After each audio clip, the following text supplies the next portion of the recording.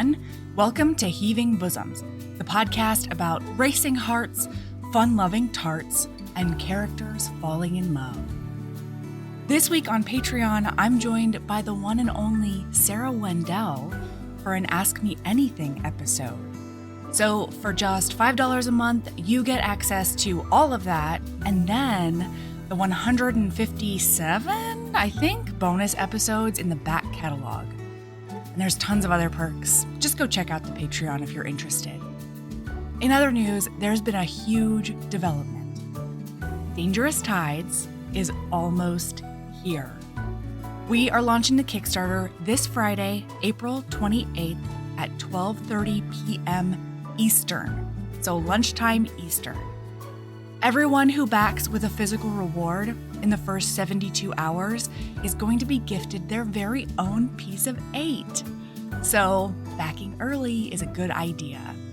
And when I say physical reward, that can even be an ebook only tier with a single add-on item. So you don't necessarily have to spend a ton of money to get your piece of 8. Check out our Instagram for detailed information about the tiers as well as pricing for our Dangerous Tides ebooks, special editions, and swag. I'm so excited to bring this to you. I feel like, I don't know, it just feels so good. It's almost here. I almost get to put it into the world. I'm so excited. Okay, sorry. Focus. This week, we're getting into part 2, the final part of Rosaline Palmer Takes the Cake by Alexis Hall. If you haven't listened yet, you'll be Kool-Aid Manning into the middle of the book, so press pause and then listen to episode 274, which is part 1. But if you're still with me, right now, Rosaline's electrics have completely keeled over and she has no idea what to do. Thank goodness for children, apparently. Here we go.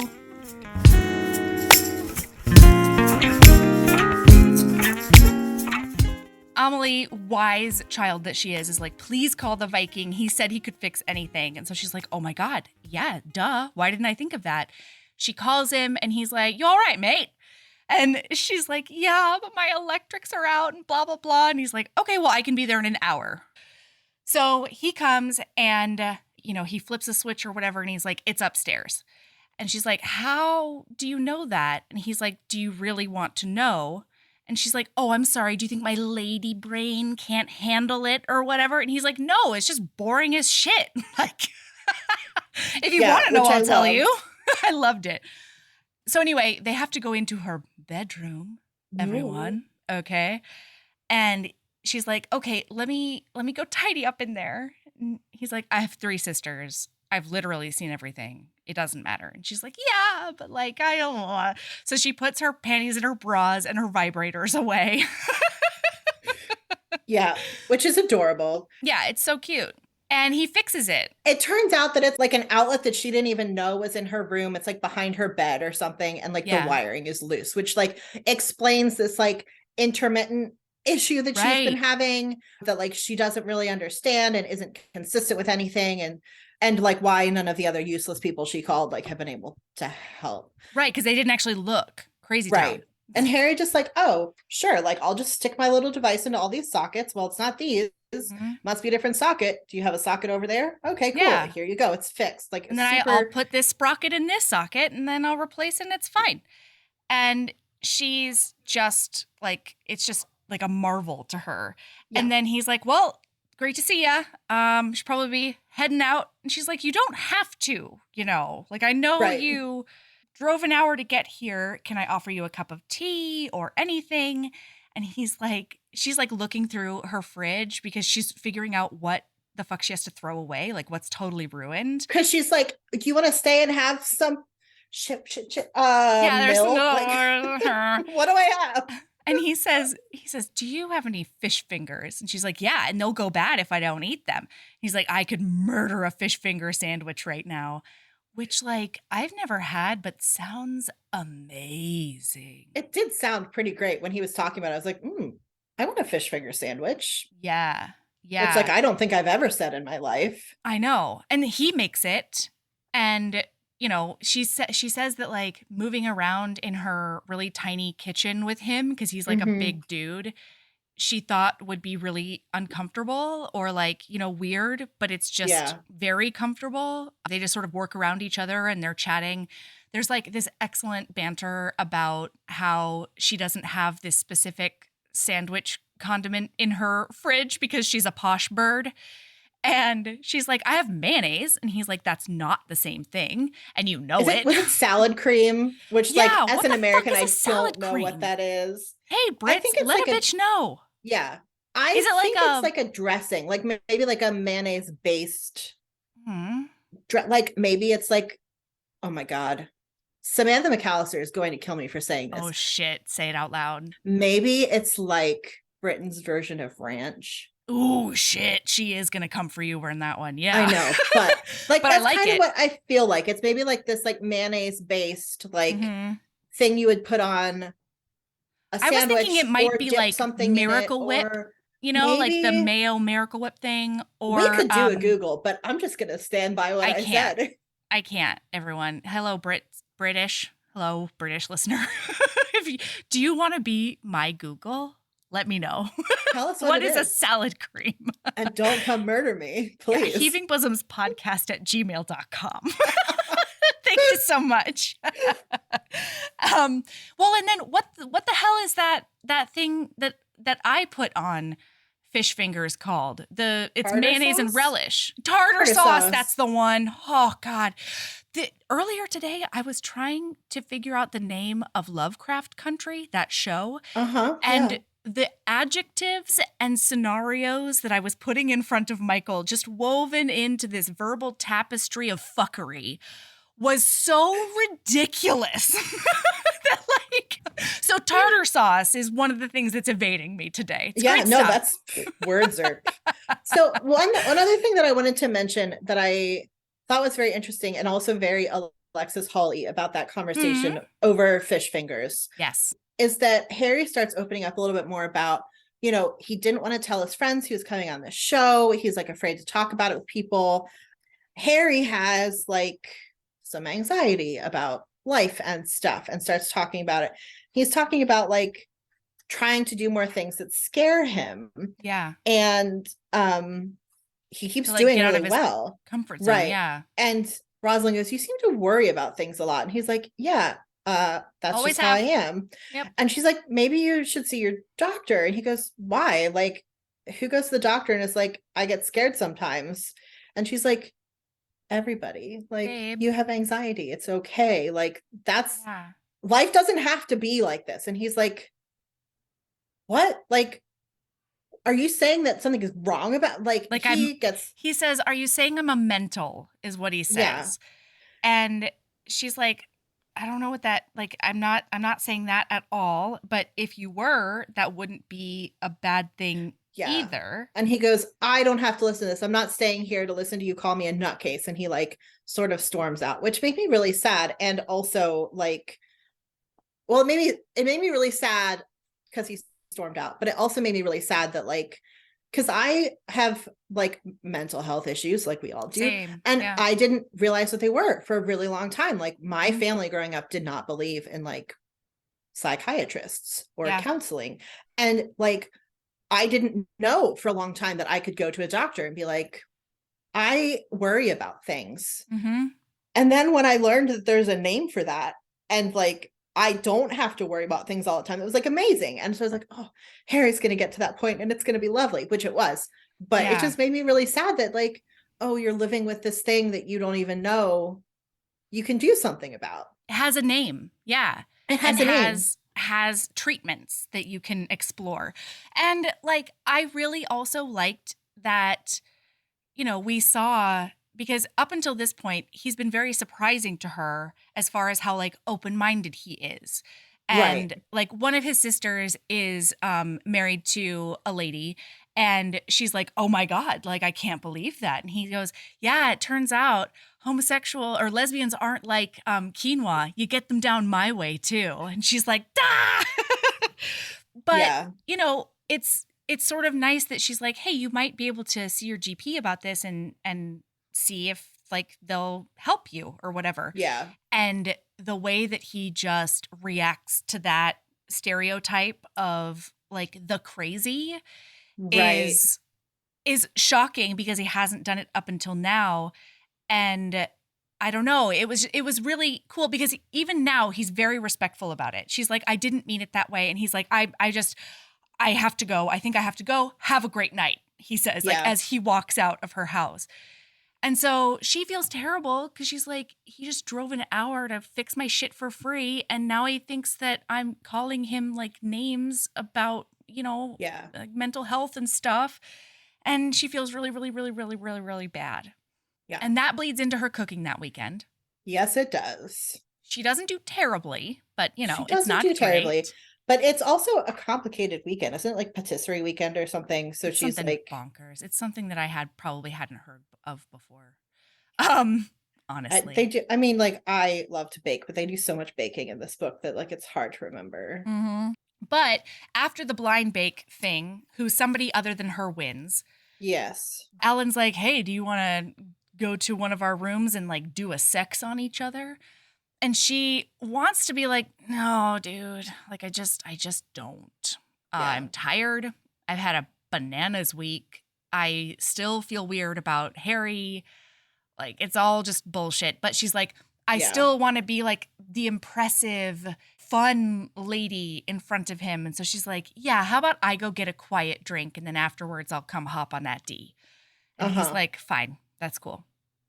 But when she gets there, Harry like comes up to a bar stool beside her and he's like, hey, I just want to say I'm really sorry.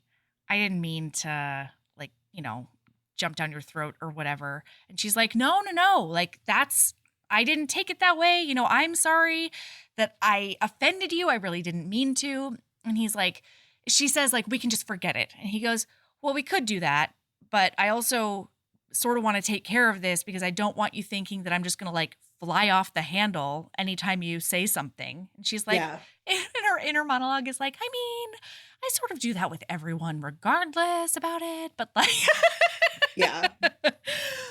So then they start joking. This is when like, she finds out about his lesbian sister and the quinoa thing happens. Like, it's so cute. They just have really lovely like banter throughout the book. And it's just great. I love it. Yeah, it's lovely. And then Ellen comes over and is like, wow, this quiet drink. Thought you were having a quick drink. Yeah.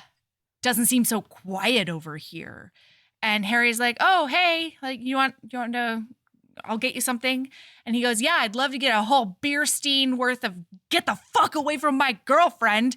Literally, that's not Melody fanfic. No, it's not. It's very upsetting. And I couldn't believe, because Harry's just like, hey, man, we're friends. Here I am finishing my beer, and now I'm going to go. Have a good night, Rosaline. See you later. Yeah. And I couldn't believe that, I don't know. I hated that she let that happen. I hated that she was like, I'm fine still being with somebody that is threatened by me talking to literally anybody else. And also, sorry, I'm gonna go on a little rant here. Please. The fact that he is only threatened by her talking to other men is super homophobic and really discredits like who she is as a human. Because like what he's really worried about is just that she's gonna like fall in some other D, because he doesn't think that any relationship she might form with another woman is actually a valid relationship. Exactly. Which makes me want to like jump through this book even more and just punch him. Absolutely. And also her at this point in time for like letting him treat her like that and letting him devalue her and for apologizing to him, because she doesn't say like that was super fucked up. You're not allowed to treat people like that. She's like, sorry, I lost track of time. Yeah. Like that's not what this is about. Yeah. Very upset at this point in time. Same. And I'm really glad that you said that, because Alan is one of those dudes we find out who fetishizes her bisexuality. And he very much is. At some point, they like have a conversation like post-coital where he talks about an ex of his who's now a friend who like always thought she was maybe bisexual, but never had the opportunity to explore it. And I'm just like, God damn it. It's fine. It's fine. And interestingly, that friend later in the book says to her, like, I've always told guys that I might be bi because they think it's hot, but like, I don't actually think that I am. And I was just like, yeah, she says, I've been allowing men to try to convince me I'm bisexual for years because they think it's hot.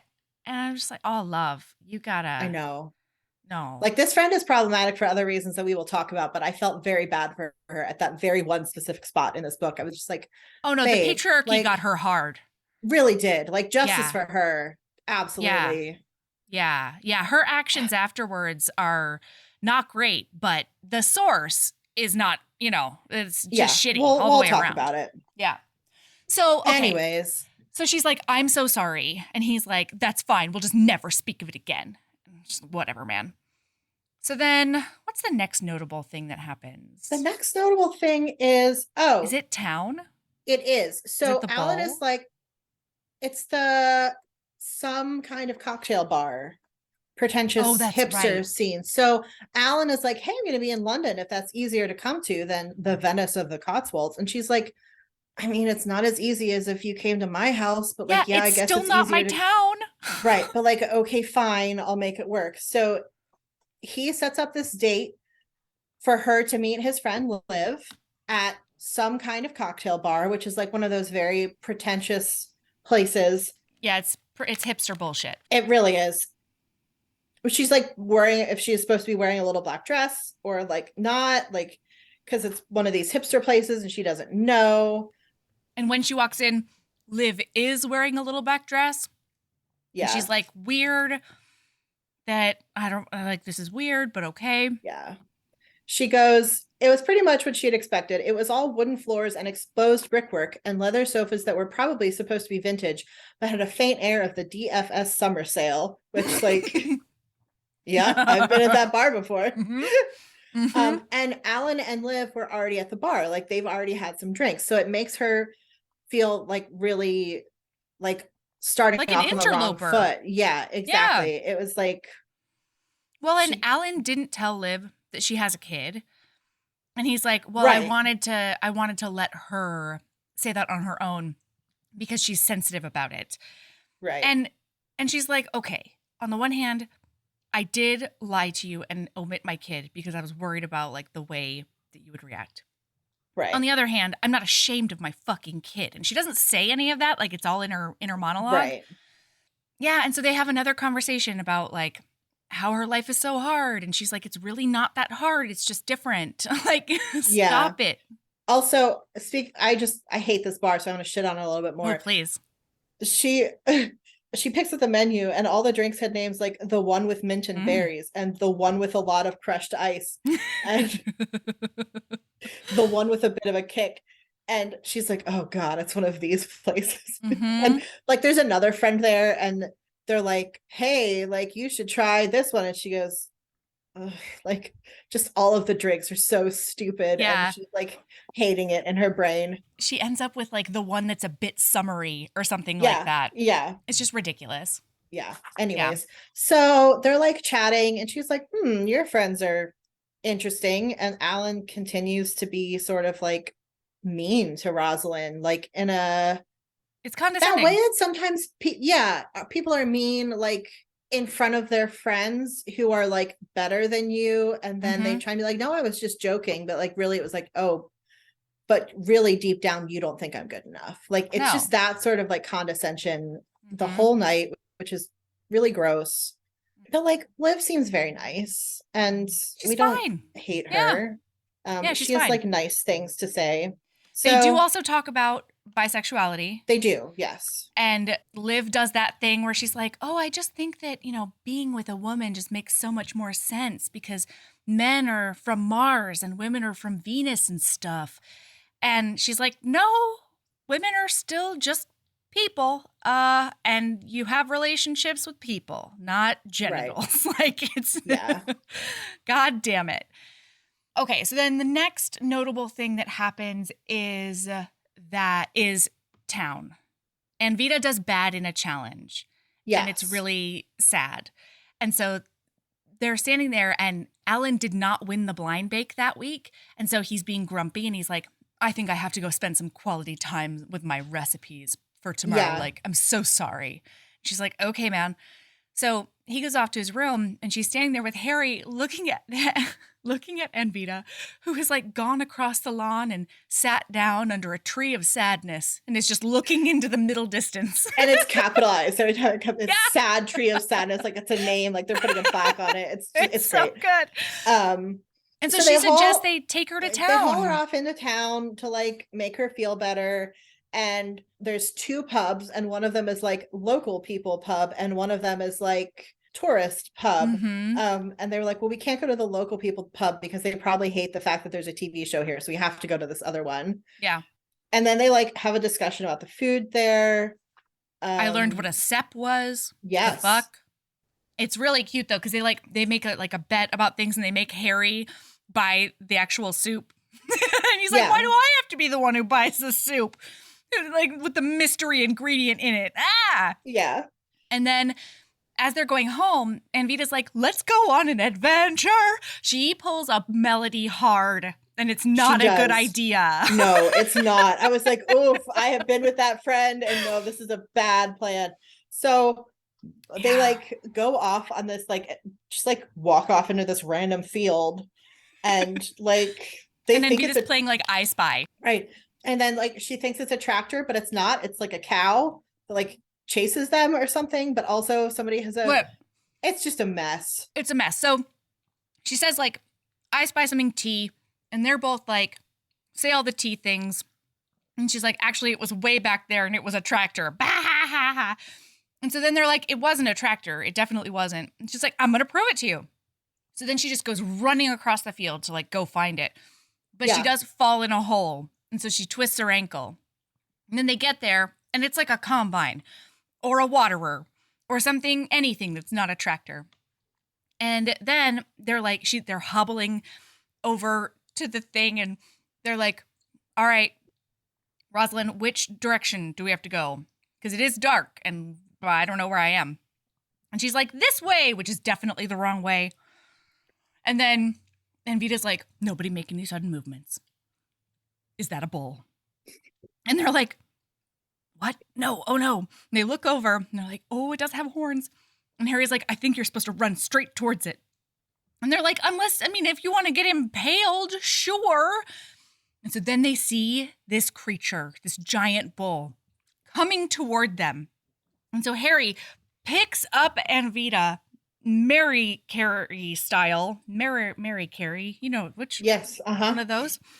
And he like runs and tosses her over a fence, and then gets over, and she gets over, and everybody gets over. And then boom, boom, boom, boom, boom, boom. It is in fact a goat. It's a goat that comes over there. A very angry goat, but it's a goat. And like starts nibbling on his shirt. Yeah. And they're just like, oh no. And then they get in big giant trouble. They get in huge trouble. And part of the reason shows like this, you wear the same clothes Saturday and Sunday because they film things out of order. So like they show up. That's what this was? Yeah. I could not figure out why they didn't just get a different shirt. That's why. So you wear the same clothes both days so that they can film like reaction stuff or whatever. Like if they need to go back and refilm something. That's fascinating. There's not continuity errors. That's fascinating. In the process, like they've fallen down, they've gotten their clothes dirty, and then Jennifer and also Anvita's injured, and Jennifer's just like, what the fuck? Like, you're supposed to be on TV. You're not supposed to be running around like causing problems. Like the farmer gets big mad. Now I have to pay off a farmer. Right. Like over a traumatized goat. And they're just like, right. And I love her because she's like, you bunch of like chicken fuckers. And like, we didn't do. You pack of maladjusted oven fuckers are forcing me to negotiate a pissing out of court settlement over a traumatized goat. Where's the thing about the chickens and the butts? Say that one. Okay. Yeah. So oven fuckers is so funny to me. Oh my God. Oh, where is it? When I get an angry call from a farmer the same night you 3 bewildered cockmanglers limp home covered in mud, it's not hard for me to work out whose tits and or balls I have to nail to the fucking table. I do appreciate that Jennifer is very inclusive. very inclusive in her. She goes, here it is. She goes, my job is to make you look like the kind of adorable pieces of flaccid scrotum that my Tory auntie could take to her bridge club. And I can't do that if you're on page 3 of the Mail, naked in somebody else's field, ramming chickens up each other's rectums. A little shocked, Harry puts up his hands. Wait a minute. We didn't do nothing to no chickens. It's so funny. So good. Oh, it's so funny. Alexis Hall is so funny.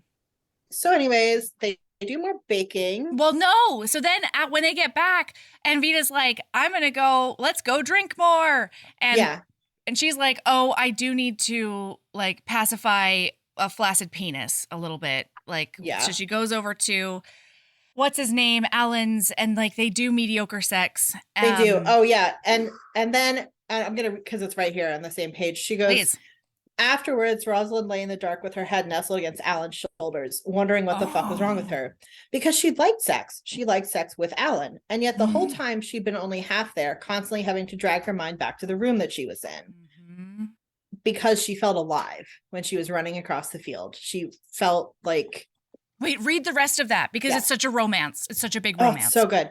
Instead of wondering what Harry and Aunt Vita were talking about in the bar, or remembering how it felt to fly across the field in the dark like there was nothing in the world that could hold her back, and Vita resulting in her sex-related triumph, Harry blushing as he let them tease him about his mermaid cake, the way he'd moved so carefully around her kitchen like he didn't want to take up her space, the way he just accepted that Emily was part of her life, the deep rumble of his voice when he said, all right, mate, if he was their secret, how warm his brown eyes could be, his broad shoulders, that slow half smile that seemed so shy and at once so knowing. God, so good. So good. All? How dare Y'all, I just want to read this entire book to you. It's so good. It's so good. Yeah, it is so good. And it happens so slowly that like... This is like the slowest of burns, but like I did not feel impatient once. Except while waiting for her to call the electrician. I felt impatient about that. I was so mad. Mad. Yeah. If I had to watch her have another conversation with a random ass electrician, I was going to throw something. Okay. Yeah. So they do more baking, and Vita, the next challenge is like a big giant cake. And Vita tries to make a Marie Antoinette cake, and it does go, I think Alexis Hall calls it a bit more post-guillotine than she wanted it to be. It was, yes. Also, just as a side note, and Vita needs extra oven space because she's making so many cakes. And Rosalind's like, hey, does anybody have extra shelf? And Alan is very carefully like focusing on what he is doing. And he is like studiously ignoring them. Exactly. And Harry's like, yeah, give me 20 minutes and then you can have mine. And Nora, another contestant, was like, oh, you can have mine. I'll need it again, like in this time. And again, like one of the things about GBBO that's lovely is that the contestants do help each other out like that. Like if somebody is like rushing and somebody else is finished, they'll like come over and help plate the cookies or whatever. And it's just like this lovely spirit of camaraderie. And there, Alexis Hall is like, yes, this competition is like this. And look how much of an asshole Alan is because he's not doing the thing that you're supposed to do on this show. Like you're supposed to be friendly and helpful and, you know. Yeah, absolutely. You're just supposed to be a person. Yeah. And I loved it because Alan doesn't know how to be people. So he has no idea. Colin Thurmp is so funny though, because she like looks over at him because she's not sure if they can like do communal ovens. Yeah. And he's like, oh no, the American public is going to love how adorable and British you are helping each other. Yeah. The word is they love to see British people being hopefully non-competitive. That's the one. It's so good. Which we do because our reality shows are terrible and nothing like that. That is literally the reason I don't give a shit about baked goods. I bake everything out of a box. Okay. I mean, I eat them hard, but I don't care about like the creation or whatever. But like the reason I can't watch GBBO and the reason that I would just fall into a rabbit hole is this hopeful, non-competitive, just people being nice to each other when they're supposed to technically be adversaries. So I will say, Melody, if you want to get into it, you only have to watch a couple of seasons. Okay. Because at some point, listen, this is getting into British shit that I don't know anything about, but Bake Off left BBC4 or BBC whatever and went to some other channel. And it was this big scandal Because BBC is like PBS, right? Right. It'd be like if a show went from PBS to like some other, and now you have to like watch ads and like a they're network, getting, yeah, exactly. It's that kind of a thing. In protest, Mel and Sue, the hosts, and Mary Berry, one of the judges, quit the show. And it is not as good.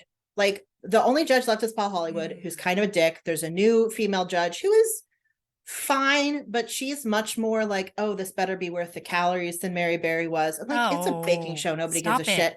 They like cycle through like hosts. Like, it's just not as good. So like, you only have to watch some seasons, and then you can just be done. And then you can have the happy experience of like watching this person that you love win. And then you get to watch it again because she's just amazing. And that's fun. Okay, so it's like West Wing. You only acknowledge like the first how many seasons? I only acknowledge the first 4 seasons of West Wing. And then we just like don't talk about the rest of it. Yeah. That's the one. Okay, cool. All right, that's great to know. So, yeah. So anyways, Anthena's cake is a disaster. The Grace, the host, is like holding it up. And then they're like, okay, you have to let it go. And they know it's going to tumble. And so they're like, okay, 3, 2, 1, like you have last words. Splat. And she moves her hand. It's just like, it's kind of lovely because you know it's coming. So you can like take the time and appreciate the spectacle. And because Harry wins. Harry wins with his mermaid cake that he made for his nieces. Yeah, which is fucking adorable.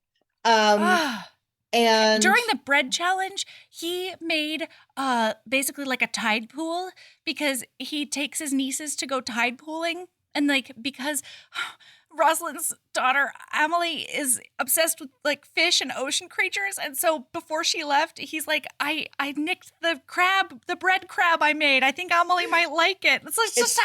It's the best. It's so good. So anyways, Alan does not grade very well. They tell him, technically you're competent, but like also you're kind of boring and like I'm kind of sick of matcha. Right, exactly. Like you don't have a personality. Marianne, the female judge, is just like, the only thing I have to say about this is I'm kind of tired about matcha. Like that's all she says. And he's just like, he's he's mad. Gutted. Yeah. Yeah. So it was really funny though, because every single part of his cake, from the icing to the innards or whatever, has matcha in it in different ways. And Grace Forsyth is like, don't you think it's going to be a little bit too matcha? And then he's like, no, I don't think so, because I'm using it in these different ways or whatever. And then she makes, what's the other matcha? She goes, too matcha information, my boy. That's the one. She makes a number of delightful puns, and it's just great. Yeah. And the other thing is, sorry, everyone, another notable thing that happened is that Rosaline won Biscuit Week. Yes. And like Alan could have won it because of the strategy she gave him with the judges, but she won Biscuit Week, and she was and Harry did really well because he made one cookie for each of his sisters. I cannot with this man. And like the reason Alan didn't win is because he like was being like prideful about this like nostalgic cookie, whatever. Yeah. And like, because her cookies were better. Well, right, exactly. Yeah. But like he could have like leaned into that a little bit more, and the judges would have been happier with him. Absolutely. So anyways, But so Harry wins with this gorgeous cake. Yes. Yeah. When she won though, Harry was really awesome about it, and Alan was super yes, you're right. Super, I don't want to talk about it. Exactly, because he's threatened by how good she is. Yeah. He did say, congratulations, I'm so proud of you. You did great. Like none of Harry those things that you would expect from a person that ostensibly likes you. Yeah. Okay, so Harry wins with his amazing mermaid cake, and it's adorable, especially because he's like supposed to be this like really burly, sort of muscular giant dude, and he's just like making this adorable mermaid cake. I love it. Yeah. And like there's a lot made about like how this cake is supposed to be so delicate. Like there's macaron on it, and he like makes these like lovely delicate macaron, and they're like, oh, like you have such a light touch for such a big man, sort of nonsense. And just like, there's a frill on it that really works, and I can't believe you did it with your big man hands. Yeah. Oh, it's so cute. And then Alan asks her to come over to his house for dinner during the week. Yes. Friday night, I think. Yeah. Yes. Yep. She makes it happen. She gets there. I think it was Thursday night. Doesn't matter. She gets there, and Liv opens the Liv door. is there. She's like, hi, what are you doing here? I'm here for date with my boyfriend. Okay. And Liv is in another slinky black dress, and she's drunk off her face She when is, yes. Rosaline arrives. So Alan finally comes out, and he's like, "Oh, I'm so glad that you're both like making yourself comfortable." And she's like, "Well, that's not strictly true, because like Liv is curled up on the couch like a cat, but I still have my jacket and shoes on, and I'm standing in the middle of the room trying to Right. figure out why your ex is here." Okay. And then he's only feeding them like these teeny tiny savory macarons instead of an actual meal. Yeah. And he's like, "Oh yeah, I thought we could do an aperitif. I don't know. This is a fancy word for tiny food, but it's not Yeah. tapas." That's, Yeah. And then he keeps on steering the conversation toward ladies kissing each other. And like just sex in general. Yeah. Like, oh, have you tried this thing, or have you ever done that, or what, like he just like Yeah. keeps bringing it back to sex related topics. Yeah. And she's like, both of them are drunk. I don't understand what's happening. I don't really like this.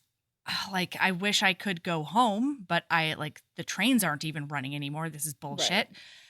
And so finally he's like, "Oh, you should show Liv your butterflies." And she's like, no, I really don't want to do that today. Maybe later, maybe another day. And he's like, "Oh, come on. You can show her." And she's like, "No, I'm just really not super comfortable with that right now. I would like to leave my clothes on." And then Sorry, Liv did you want to goes, give like a little bit of a trigger warning right here? I was just about Okay. about to. There is a trigger warning for sexual assault. I'm not going to go into it in great detail, but for the next like 90 seconds probably, we're going to be very lightly describing Yeah. a sexual assault. Yeah. Okay, cool. So Liv gets up and she's like, "Oh, I don't want you to be uncomfortable, so I'll go first." And she's like, "Whoa, Yeah. it's not at all what I meant." Okay. And Liv takes off her dress and she's like, "Okay, Liv, really, you should just put your clothes back on. I don't understand what's happening right now."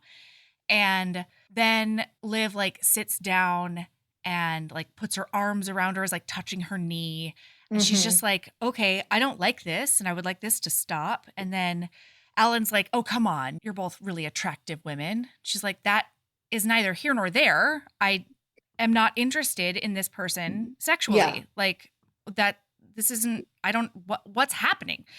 Yeah. And then Liv like kisses her and she's, trying to push her off without like, she says that Liv is drunk enough that she doesn't really even want to like touch her with her hands, because even a push away on a certain part of her body could seem like encouragement instead of. And like when she finally does, like they tumble off the sofa and Liv's just like, "Oh, like we're doing this, like now we're on the floor doing we're romping kissing," around like puppies. She like doesn't even realize that, like, yeah, she's hammered off her face. Which again, justice for Liz. Like Alan very specifically gets her drunk and tells her that Rosaline wants this. Yeah. And Liz is too drunk at this point to be like pick up any signal, figuring ever. out that Rosaline has been trying to say no for Right. like quite some time. Right. Anyways, Rosaline pushes her off and like knocks over the food that Alan's real mad about, and like books it to the bathroom and locks herself in. Yeah. And then he comes to the door and he is a gaslighting motherfucker. And he knocks on the door and he's like, "Oh, you're overreacting to this. Like, why don't you come back down and like, we'll all try again." And she's like, "Try again to have me have sex with your ex-girlfriend? Like, is that what you want to try again? Because that's exactly why I'm here. I don't want to do that." Right. And he's like, "Oh, come on, somebody with your past. It shouldn't be that big of a deal." And she's like, "That's not, like, yeah, I'm not interested in that person." So finally she's like, "Okay, Harry said that I could call him for anything. And he's literally the only person I can't call my parents. I can't call Lauren because she has Amelie. And I don't want my kid to have to come get Mummy at midnight because she's escaping from a man." And so she calls Harry and he's like, "You all right, mate?" She's like, She's like, actually, no, I'm I am not. locked in a bathroom and I'm at Well, Alan's. it's actually, it's really great because he's like, are you all right? And she's like, no. And he's like, did something happen? Oh, yeah. And She she says, was no, like, I'm at Alan's. And he says, did something did something happen? happen? And she said, yes. Well, no. Well, kind of. And he goes, are you safe? This Yeah. is very next question. And she goes, yes, I'm locked in the bathroom. And he goes, cool. Send me the address. I will be there in 2 minutes. Do not unlock the door until I get there. Yeah. And I was just like, oh my God, hair. Ah. Yeah. He's It's like, I'll let perfect. you It's know. perfect. I don't know where you are, but like, I'll let you know how long I'm going to take to get Yeah. there. Which was like 2 hours, by the way. It was a Two lot. hours this man And it's like the drives. middle of the night. It's like 11 o'clock or something when Yeah. she calls him. Right. And so she hears like the rumble of a van because it's an It's like electrician he van. brings his work van, which is Yeah, adorable. it's what he drives. Yeah. So then Alan's like, oh, I'm sorry. What are you doing here? And he's like, well, came to pick up Rosaline. She did call me, and that's all I'm here to do. And he's like, what? No, I'm not letting you walk away with my girlfriend. And he's like, Yeah. not my call. I didn't set this up. Yeah. Rosaline called me. And Alan's trying to be like, we had a bit of a misunderstanding, but like, we're having a great night. Like, everything's fine. You don't need to be here. And Harry just keeps being like, she called. She called. You don't get to decide. She called. If Yeah. she tells me to go away, then I'll go away. But like, she called. I will talk to her first. Yeah, I'm not Which taking is your just word like for it. correct and lovely. Yeah. And then And Alan pulls the whole like, I see what you're trying to do. You're trying to get with her, blah blah blah. And it's just like, no, you dumbass. he's Like, really not. Nope. He's just there to save her from you and your machinations. yeah. And he also is doing the thing at this point where like he's talking to Harry about Rosaline and not talking to Rosaline or including her in a conversation about her, which I hate.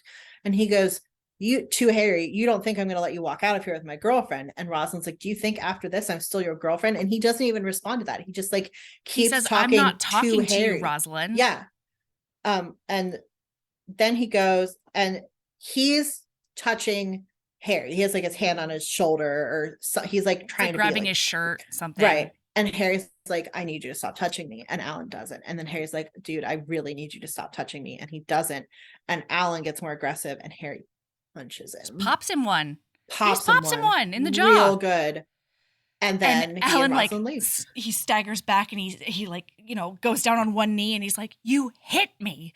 And he's like, yeah, I asked you real nice to take your hand, like to stop pulling me toward you, and you didn't. I told you to stop touching me and you didn't. So yeah. We're leaving now. Goodbye. And Alan says like, that might be how it works in your world. And then I think it's either now or later, but Harry's like, from what I've seen of your world, I want no part of it. So which is just excellent. Here we go. Yeah. Yeah. So then he like takes her to Burger King. Yeah. Like it's like a burger joint at a rest stop on the highway, guys. Like it's just, it's the middle of the night. There's no place open and they like go get burgers at this rest stop. That's lovely. And probably before this, but at some point he's like, do you want to tell me about it? You don't have to. Right. And she's like, well, I mean, I sort of do. Like, you drove all that way. And he's like, no, you needed help. I came to help you. You owe me nothing. You don't even owe me the narrative. You owe me nothing.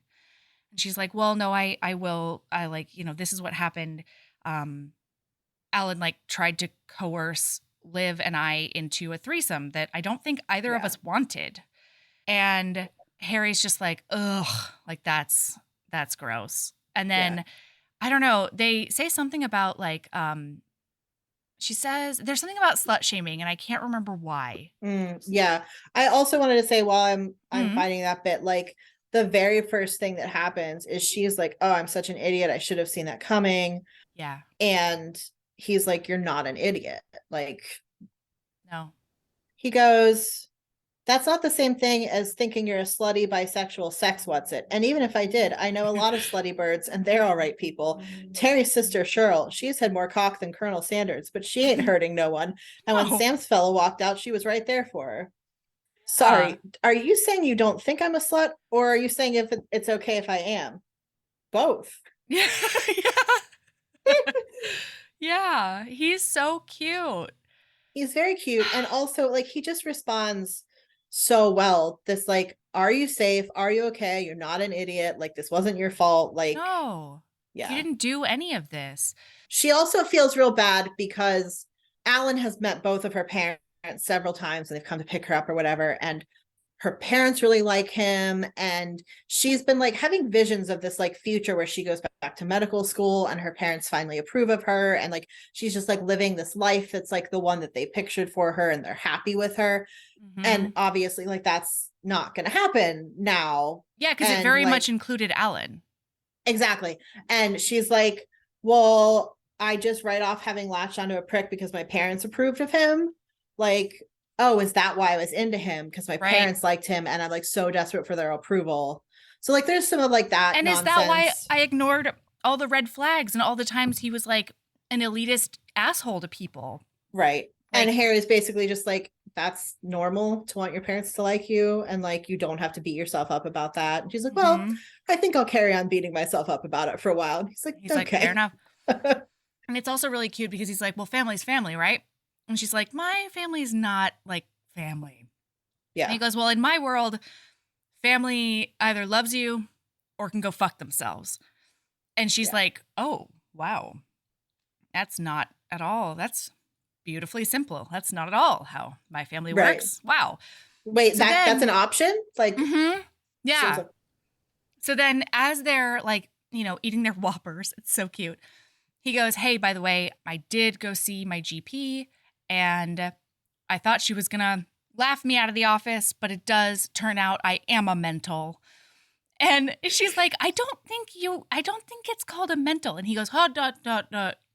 I am the one with the affliction, so you don't get to tell me what I call myself. yeah, he's so like, cute. she's like, you don't think person with anxiety disorder is more appropriate? And he goes, that sounds like more of a mouthful. It's a bit mouthful. I don't love So that. he's like, he's on meds and he's on a waiting list for therapy. And Yeah. like, he's like, the doctor said it was a common thing and there's lots of options and there's nothing to worry about, which I thought was a weird thing to say to somebody who just diagnosed with anxiety. It's like, dude, Yeah. It's so true. you're not wrong about that. Well, and the other thing was she was like, why did you go? You were so sure it wasn't. And he goes, well, I thought to myself, Rosalind's a really smart person. There might be something to this. So Yeah. I went just in case. And you were right. And I don't know, that was beautiful on its own. Like, it was just great.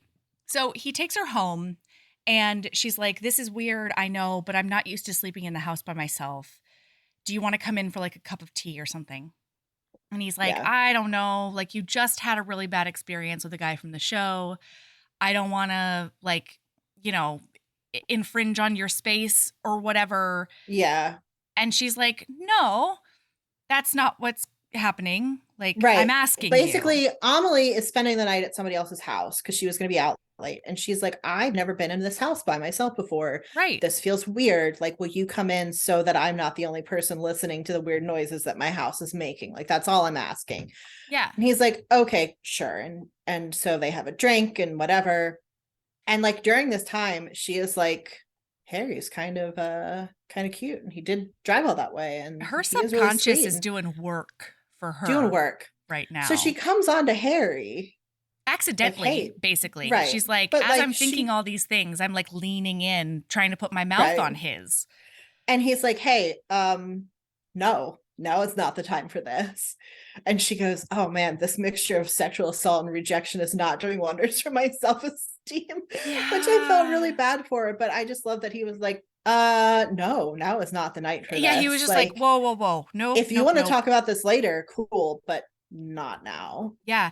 And she's like, wait, what's going on? He's like, well, you've had a scare, you've had a drink, and it just wouldn't be right. And she goes, so because I was almost sexually assaulted, I don't know my own mind anymore. And he's like, no.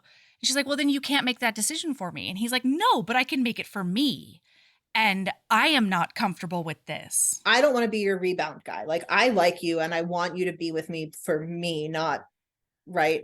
And she's like, well, I know it seems like that, but like, I do really like you. And he's like, okay, cool.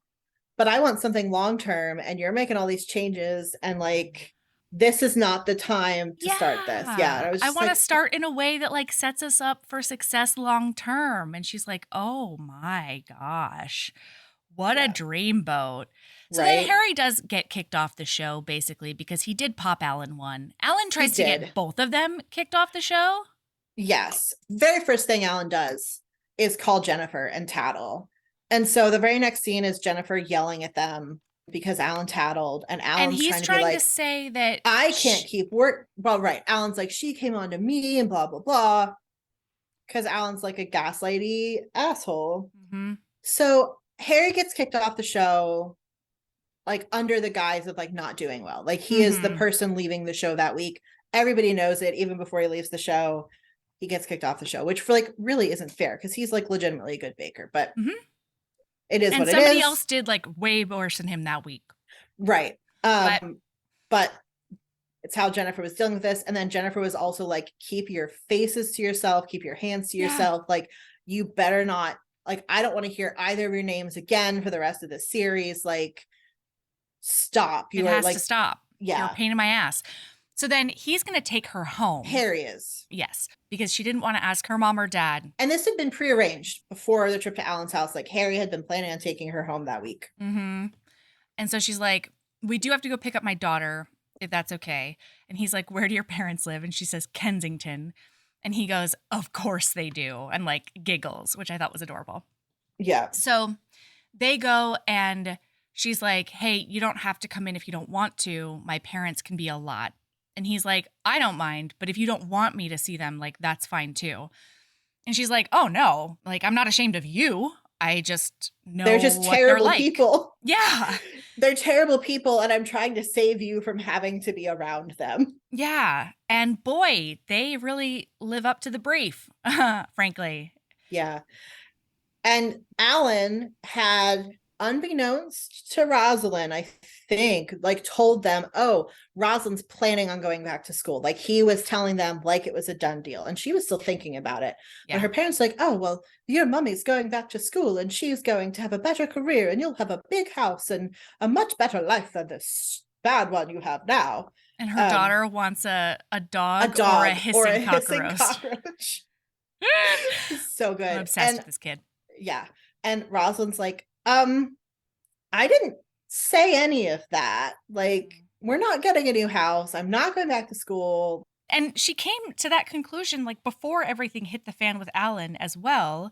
Right. Because it was truly something she was just thinking about. And then, so then they're really rude to Harry a couple of times. And he is standing up for her, right? He's like, oh, it doesn't sound like your mom's made up your mind. And her mom, whose name is like Cordelia or some bullshit, it's like, and who are you? You filthy person, you? Honestly. Like, so her dad's like, correcting his grammar. It's like, just, it's a whole thing. And so she's like, Amelie, she's like, Amelie shouldn't hear any of this. And so Harry, I would like for you to take her back down to the van.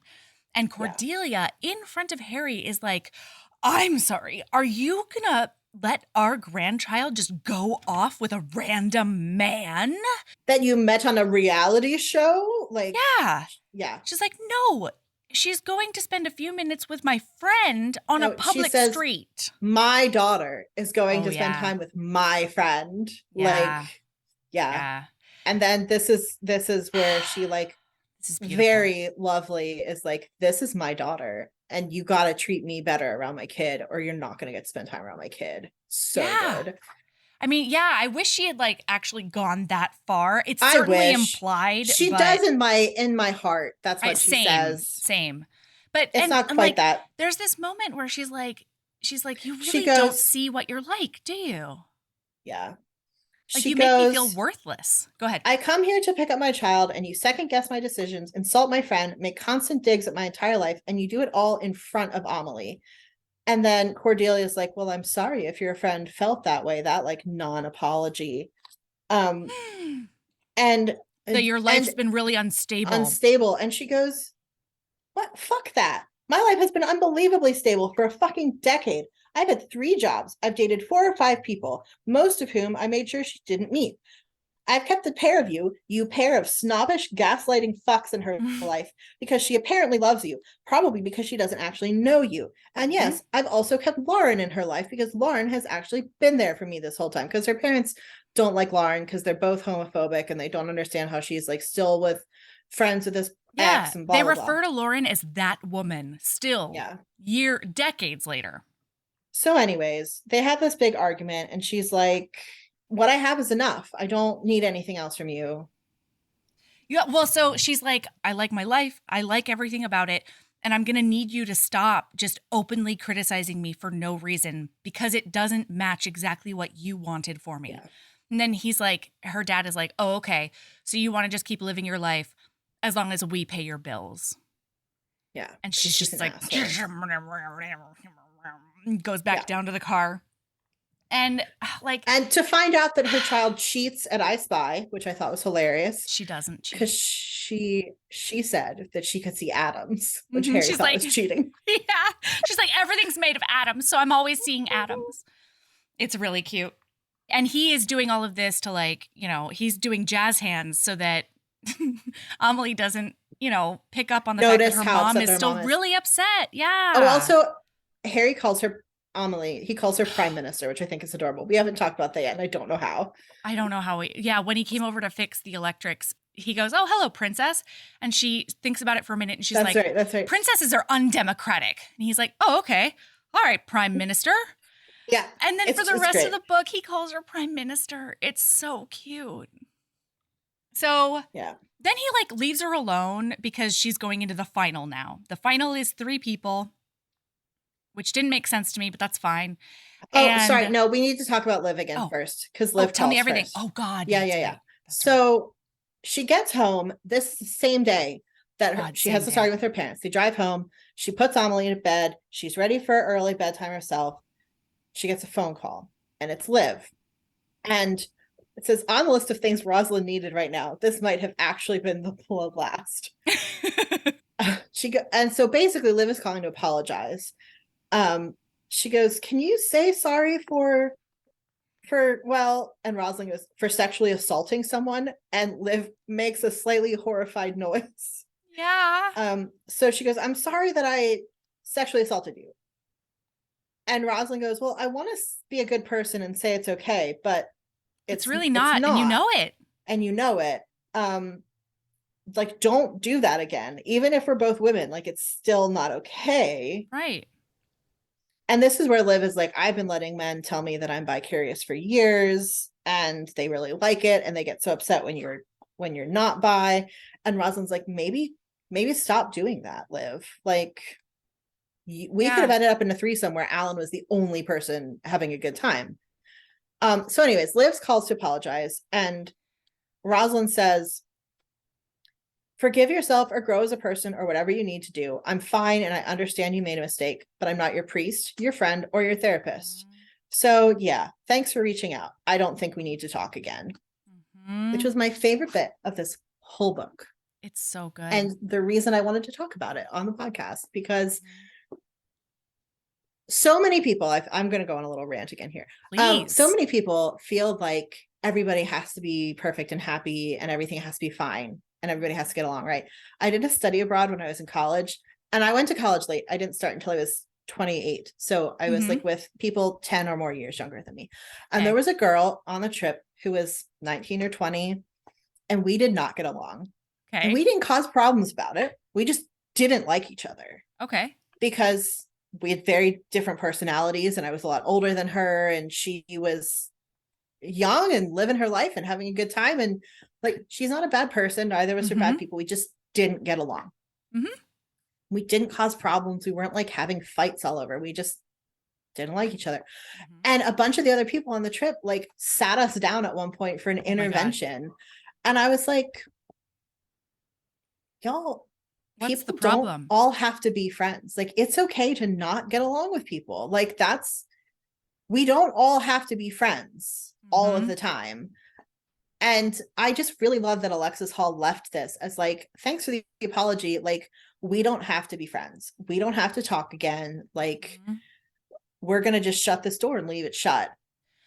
And that was okay for her to say Mm-hmm. that, I thought was genius. I Yeah. loved it so much. Yeah, most definitely. And I think like twice in this book, there's once here and then once a little bit later on when she talks to her mom again, where she's like, you realize that you're asking me to comfort you about sexually assaulting me. And Right. you realize how unfair that is, right? And like later on with her mom, she's like, you're making this about you. And I would like for you to stop making it about you Yeah. because it's not about you. And that I feel like is, I don't know, it's a really good point, A. But I think that a lot of times without even meaning to, people can be sort of manipulative, Yeah. wanting to fix it and not really knowing how and not having the tools and whatever. And it's important to point out and just, name Yeah. it. And as women and femme presenting people, we get socialized to comfort people. Like that's our Right. job, right? We're caregivers. If somebody's upset, we're supposed to make it better. Mhm. And that puts so many of us so often in positions where we are dealing with something and have to stop dealing with the thing to make somebody feel better about the fact that we're going Yeah. through some shit, Yeah. which is bullshit. Yeah. And I really loved that Rosaline was like, no, this is about me. I'm going through a thing. Stop making it about you. Like, I'm not going to do I this appreciate that you feel socially. bad. Right. Like, I know that this is like, I'm violating the social contract, whatever, but like, I'm not doing the thing this Mhm. time. And I was just like, yes, go Yeah. And Rosaline. with This is Liv so good. specifically, she's essentially like, consider this closure. Thank Right. you for reaching out. You don't have to worry about me anymore. I understand what happened. And like, Right. now you can go forth into the world and deal with the ramifications of your actions. And I hope you do Yes. I in hope a you really do. healthy way, But like but you, not you around don't have me. to include me anymore. Yeah. Yeah. Mm-hmm. And I thought that was really great. And I thought her compassion for Liz was also excellent because Alan was the bad guy. Like, Yeah. even though he wasn't the person that like did the actual assaulting, he set the whole thing up. He lied, he He manipulated, he got orchestrated Liz it. drunk, he lied to Liz. And Rosalind recognized that. And so she was like, I understand that like this wasn't you, Like, you were coerced. but also this was you. Right. You are not necessarily 100% at fault here. And also you still did the thing. Yeah. And she was just like really gracious and also like Firm. not pulling her punches. I mean, like, Right. it's not okay. What you did isn't okay. And I loved it. And like this whole thing we're talking about happens in like one page, guys. It It's like does. Yeah. not a lot of a conversation, but I think it's No, but brilliant. the emotional ripples are far reaching. They are, Like, yes. really. Okay, so it's right before the final. They want to like have everybody's family tell stories about them or whatever. Oh, And yeah, she's yeah, like, yeah. you can't talk to my parents. I don't want them involved. And so they have Lauren and Amelie there to chat about her, and it's beautiful and wonderful and adorable. And then the mom comes by. She she does a big I'm a rom-com in the rain moment, and it's like raining, and she's like, "Can I come inside?" And so she's like, "Yeah, but Emily's asleep." And the mom's like, "Well, I'm here to see you anyway." And like, it's finally like, "Hey, what happened with the BBC?" And she says, "Well, I told them not to bother you." And she says, "She's been saying this the whole book. Once again, you're my daughter. It wouldn't have been a bother." And so she says, "Okay, fine. You're right. I didn't want you to be a part of my story. I wanted people who uplift me as part of my Right. story." And she says, "I really made you feel worthless." And she's like, "Yeah, like, I can sort of see how you got there," because her mom's like, she looks at her and she says, "I decided to have a baby. I decided to raise the baby. I decided that I wanted a smaller life with a kitchen that always smells like something good and, a schedule to where I could go to every single one of Emily's events. That's what I wanted, and that's what I chose. And I don't begrudge you. I love having a brilliant oncologist mother who gets asked to be the keynote speaker at conferences. I don't mind even that you were really an absentee mother because you are so amazing in other ways. But you need to love me for me just the way I love you for you. Yeah. And stop trying to shape me into your mirror image. And she's like, well, I did that because that's what my mom had. And I swore that you would have another choice. And I love Rosaline because she's like, I made my choice. Mm-hmm. And by criticizing me constantly, you're telling me it was the wrong one. You just said you wanted to give me a choice, and you did. You need to be okay with my choices. Yeah. So Cordelia's like, okay, I'll work on it. Your dad's going to take some more time to come around, but like, I'm here. Like, I'm going to try, which I really liked. I did want to go back and talk about her conversation with Jennifer really quick, though. When I will talk about Jennifer Hallett anytime. I love Jennifer Hallett. But I wanted to talk about this conversation because you mentioned earlier how she's the pretty one, right? And everybody has this arc. And if you're not familiar with Bake Off, like at the last season, they do like interviews with the 3 finalists, families or whomever. They show pictures of them when they were a kid. They're like, so-and-so's loved to bake their whole life and got distracted through their university studies and has recently come back to it as a form of self-care, like whatever the fuck their story is. And so Jennifer has this image in her head of like, I planned this shit months ago. You serving your nice middle-class family cakes at a nice middle-class table in a nice middle-class house, and then sitting side by side on a sofa saying, we're so proud of her. She was always such a good girl. It's great. She's finally doing for myself. And Rosaline's like, no, you don't get to empower me. Like this show didn't empower me. And Jennifer goes, of course it fucking empowered you. When you first showed up here, you were just a mouse with an apron and a pretty smile. And now you're a mouse with fucking ideas who won't shut the fuck up and let me do my fucking job. And Rosalind's like, cool. Well, if your arc is that I'm more confident, why do you need my parents? Like, if you want to tell my story, like, I understand you want to tell the story of like inspiration. Like, I get that that's what you're trying to do. I'm here for it. You want women all over the country to like, be like, hey, I could be something too. Like, I get that. My parents don't have to be part of that story. And they shouldn't be if that's the story you want to tell. Right. Yeah. It's just a really lovely conversation of her standing up for herself. And then later on, mouse with fucking ideas is so funny. I know, it's so good. And then later on, when they're doing this interview with Lauren and Amelie, Colin asks Amelie a question. He's like, oh, are there other things that your mommy couldn't do because she had you? And Jennifer goes, ask her something like that again. And what does she say? I don't care about the contract. I will go to broadcasting standards and the press and fuck what the contract says. Like that's, and so it's just kind of cool to see her being like, oh no, these are boundaries and these are limits. And like, I'm not going to be afraid to like enforce them. So yeah. Anyways, it's really lovely. It's lovely. Okay. So now it's the final. Yeah. And they're meant to make a layered thing. Yeah. And I don't know how to pronounce this. Alfajores. I don't remember. Anyway, okay, so it's a layered cake. Traditional confection found all over the Spanish-speaking world, first introduced to the Iberian Peninsula in the 5th century. We'd like you to make 50 identical, delicious alfajores. And the very first step is make dulce de leche, which, as we remember, was like a stumbling... It was the dragon that she couldn't slay earlier. Yes. But now she's going to. It's so great. So... like, she does a great job.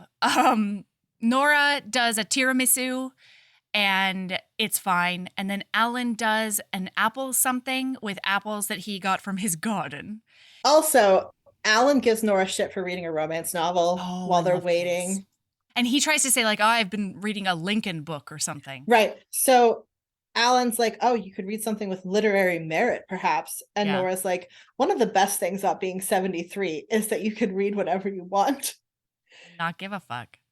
And so then they're like, Alan, what did you read? And he names like some pretentious book.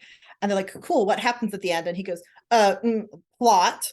Plot is not the thing that you go for. It's the journey of getting there. Exactly.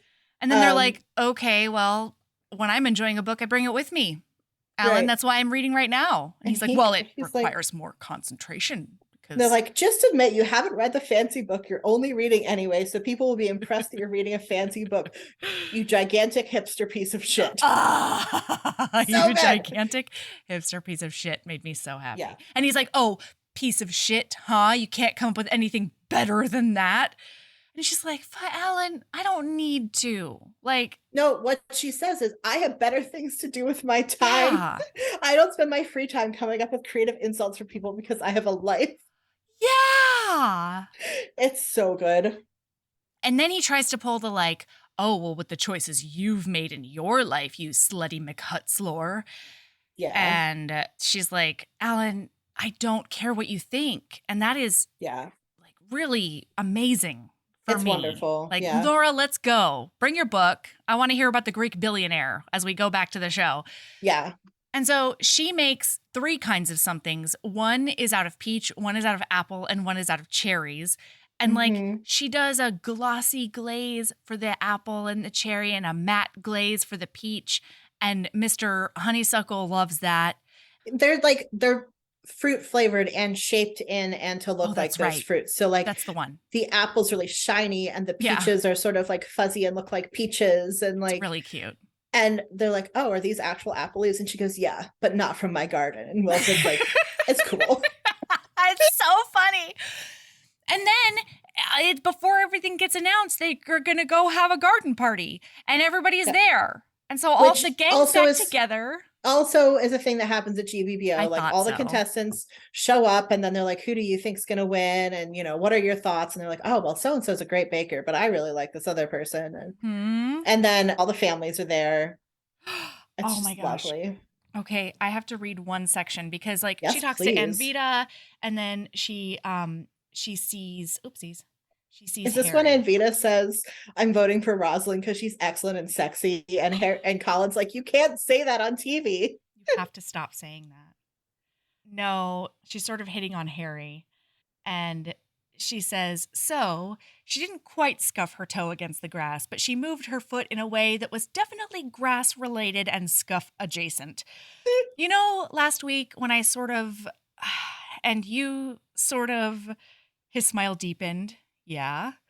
And how I wasn't in the right place to, well, anything really. And you didn't want to start anything with a slightly drunk person who just got out of a disastrous relationship with an asshole and was in the middle of reevaluating her entire life. And he goes, yeah. And he goes, well, I'm not drunk today. And the asshole, like most assholes, is behind me. And he goes, bloody hell, I did miss you. And then she says, the life thing, I will admit, is a work in progress, but I've got a great kid and I look good in a penny and I'm a nationally recognized amateur baker, which I think, frankly, makes me a catch. And he goes, I reckon it does. She goes, good. She gave a decisive nod. I'm glad we're agreed.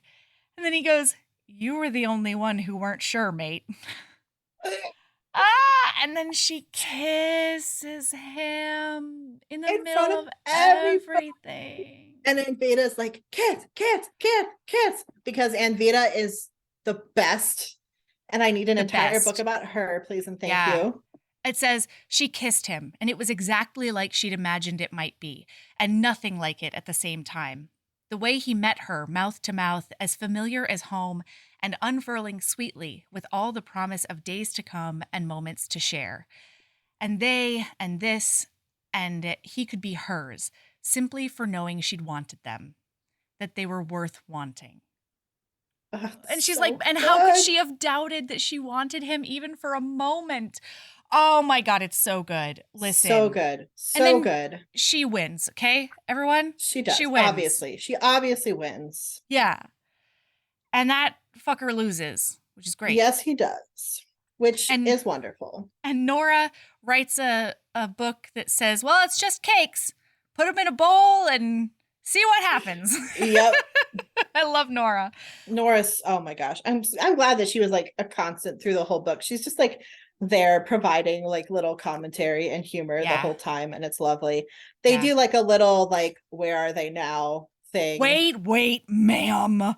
I'm so sorry. I'm so sorry. Thank you very much. Nora. I hear you. But that train of thought can have several seats. We're not skipping this. So sorry. I thought we were talking about Nora's book. So I know. So they go back to her house and like put Emily to bed. She asks if the Viking will read to her, and it's really cute because he does, and Rosaline loves it, obviously. And then they go out to the hallway and she just like kisses him up real good. And he pulls back and he's like, "Is this okay?" And she's like, "Yeah, it's definitely okay." Pulls him into her bedroom.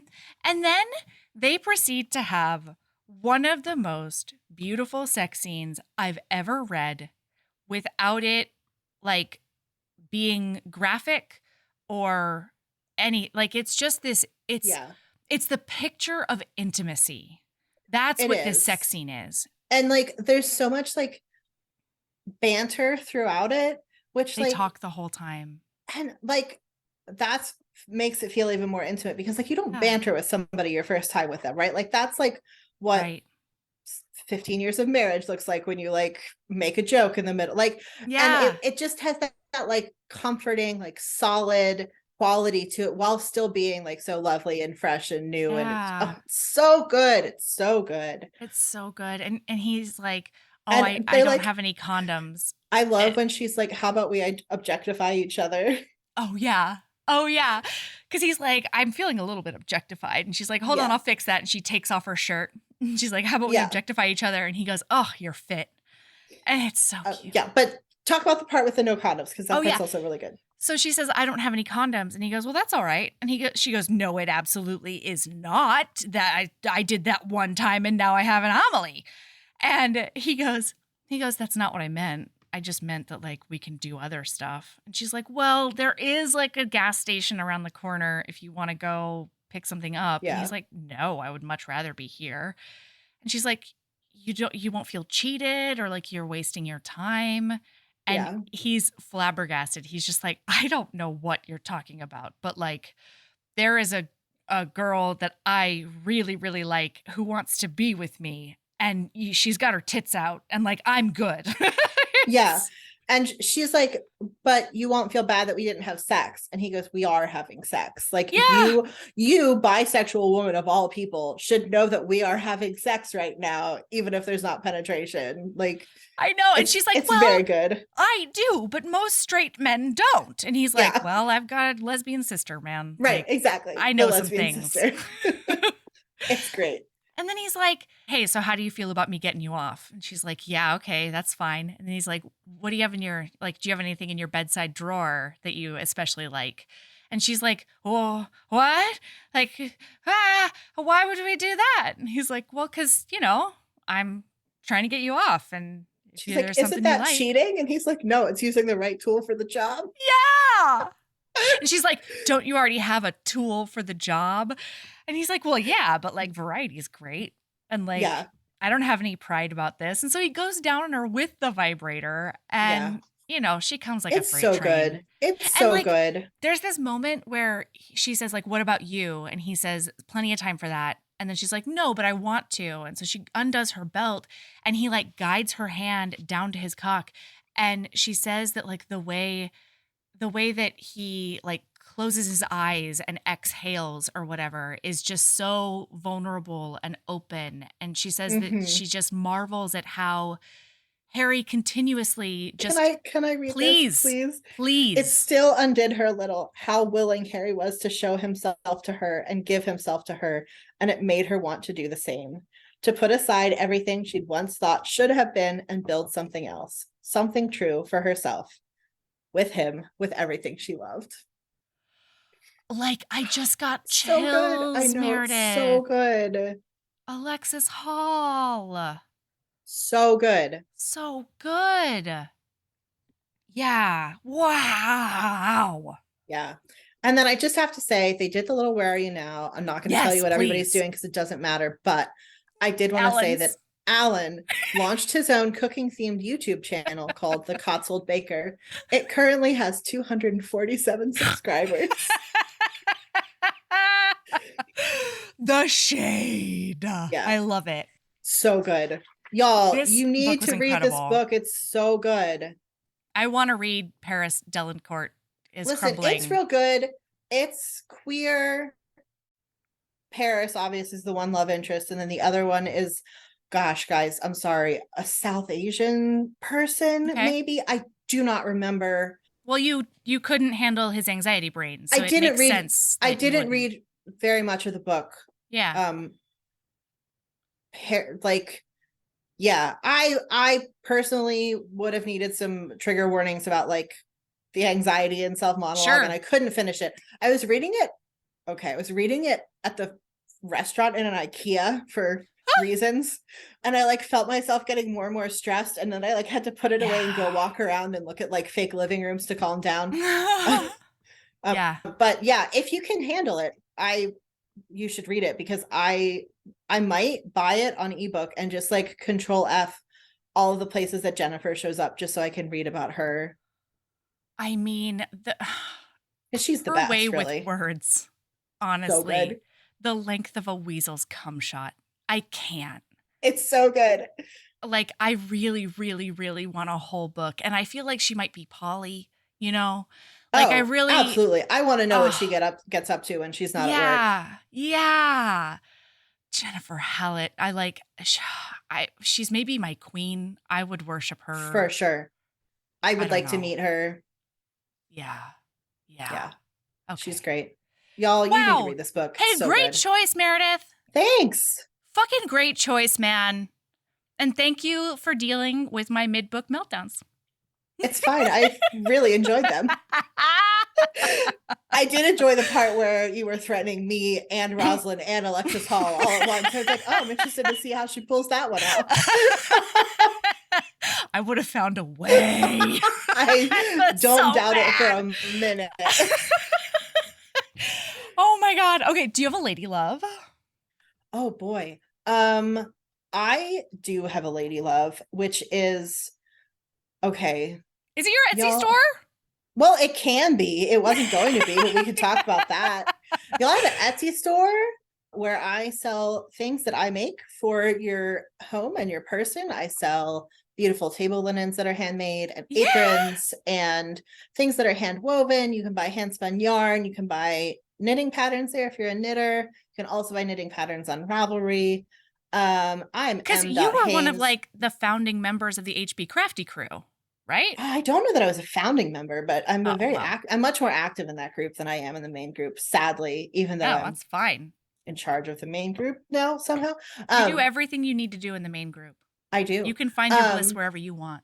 Thanks. But yeah, I'm M.Haynes Designs at all of those places if you want to find me. Yeah. So yeah, that wasn't my lady love, but that is. But you made that's the sweater you're currently wearing, correct? Oh yeah, I did. Yes. Ma'am. Ma'am. That's ridiculous. That's so good. Okay, what's your actual lady love? I just didn't want to let you not promote yourself. God damn it. No, that's fine. I appreciate that. My lady love is, y'all, it's pansy season here in Pennsylvania where I live, and there's pansies go buy yourself some pansies. Yeah. They're great. They're like $2. So if you forget to water them and they die, you can just buy more pansies. But like nothing is happier than like some brightly colored pansies in your flower pots. You know what? That's so funny because my lady love is my magnolia tree has just started blooming. Dude, I want a magnolia tree in my property. So I love them. I had no idea. And like when we were looking at the house last year, it was like, the first time we saw it, it was like the early doldrums of March where like there's still a little bit of snow, but like also spring is deciding to maybe peep its head around. Yeah. And so I was like, I don't know, but I think that might be a magnolia tree. And it was like a selling point for the house because I've never had anything like it before. And it is this majestic, mature, just like she's a messy bitch. Oh, they really are. But it's so beautiful. Like that tree, it spits pods and then it spits petals and then it spits leaves. And then like so you're constantly raking under a magnolia tree, but doesn't matter. Fuck, is it worth it? We have a flowering cherry tree in our backyard. And when we were looking at this house, it was like November. So again, I was like, ooh, I think, but I don't know. Yeah. And again, there is the time of year where like my yard is just covered in pink, but I can just sit on my porch and stare at that tree for hours. So it's great. Yeah. So flowering bushes and trees is my lady love. It's nice to know we're on the same page. Yeah. Seriously. All right. Keeping a badass. Love yourself as much as Rosaline loves boundaries. Yeah, that's the stuff.